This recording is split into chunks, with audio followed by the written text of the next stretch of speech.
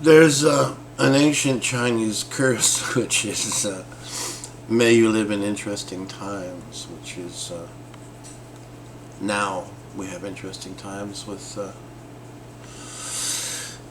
the ISIS thing happening in the Middle East.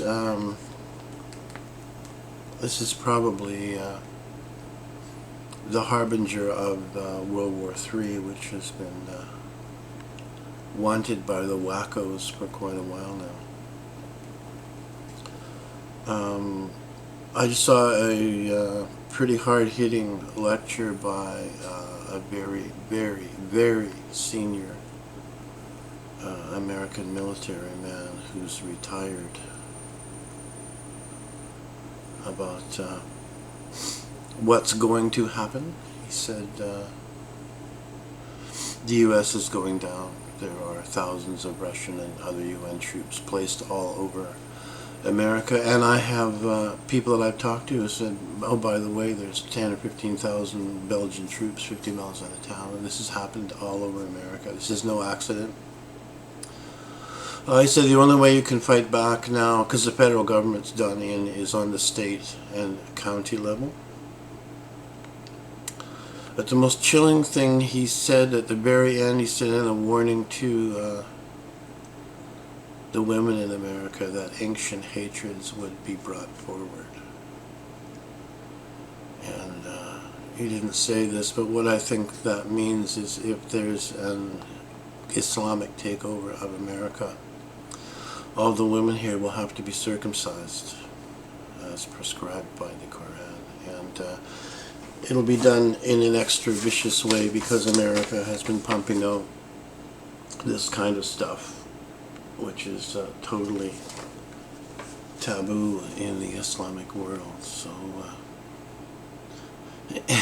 I'm saying this to get you off your collective credit card using butts to do something in preparation for civil war. For those of you who don't know this, the United States of America Corporation is a British corporation with the headquarters in the District of Columbia and the city of London Square Mile. It's a business. The United Kingdom became a corporation in 1645, and this is part of the non-sovereign scam of tax money from you and I. Now somewhere in Delaware there's a phone number for the original United States in small letters, which is the grouping of states that actually have the Constitution as their safeguard. The reason one goes into court, and the judge said if you mention the Constitution one more time, I'll charge you with contempt of court. These are corporation courts owned by the United States of America Corporation, and the Constitution does not apply to their company. So there's been some confusion over that. That's why that's happening. And hearkening back to Oliver North and the Iran-Contra scandal, the most important question asked there was there some discussion of a continuity of government document being put together? And Senator Inoue from Hawaii blocked any discussion about it at that time, and everyone looked really nervous. Part of what's going to happen is there's going to be civil unrest, civil war, invasion, whatever it is, and they're going to say the government's in danger, so we're going to institute our continuity of government thing, which you would assume would be, let's grab all the important execs and put them in the bunker and then we'll come out later. But it's actually to change the Constitution into a totalitarian document, and it will never come back. So the time is now. I think I was hoping this would not happen, but it looks like it's going to happen. Unless hundreds of millions of people get off their duff and become active and stop buying stuff from evil companies and start scaring the shit out of their crooked elected representatives. And please stop saying Obama this and Obama that and oh my God and all of that stuff. The President of the United States is not elected by the people. He's elected by the Electoral College, which is a very small group of powerful people. Obama, of course, is a puppet. He was put in because the United States is losing the war with getting cooperation from Africa as a third world resource to China. And they're having a hard time because of the history of slavery in the U.S. So as a cover-up, salve on the wound, oh, well, America elected a black president. Isn't that nice? I think that's probably what Obama signed up for, if he's a good guy or if he's not a good guy. Other reasons. However, that's not working out.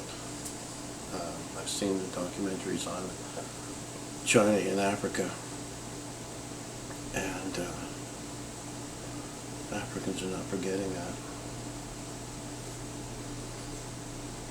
So I did hear there was, you can only go with people who are probably telling the truth, that when Obama was installed as president, when they told him what was really going on, he actually had to sit down. And he said, so I'm just a patsy. And I said, yeah, sorry.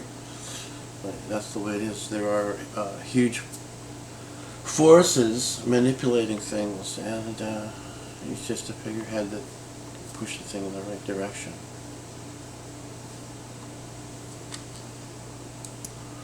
Now, this same man, military man, was second in command in Africa for the U.S. military presence there, and he had his own Learjet to fly around and get stuff done.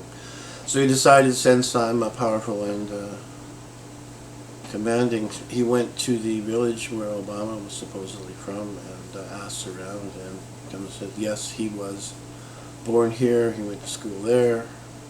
So this is a Kenyan-born man who is, by the rules, illegally holding the office of president. And a lot of military people said, I am not obeying orders from an illegally placed person. And rightly so. Arnold Schwarzenegger couldn't run for president because he's from Austria. Ronald Reagan was governor of California, then ran for president and won, and it's generally a good place to be. California was the 5th largest economy in the world when Reagan was elected president. So it's a good place to be from, to say I have the knowledge of running and administrating quite a large political creature. Another aspect of this military man is he's participated in the destruction of countries and armies and regimes. So there are two timetables, which is the last 60 days of a country and the last 60 hours.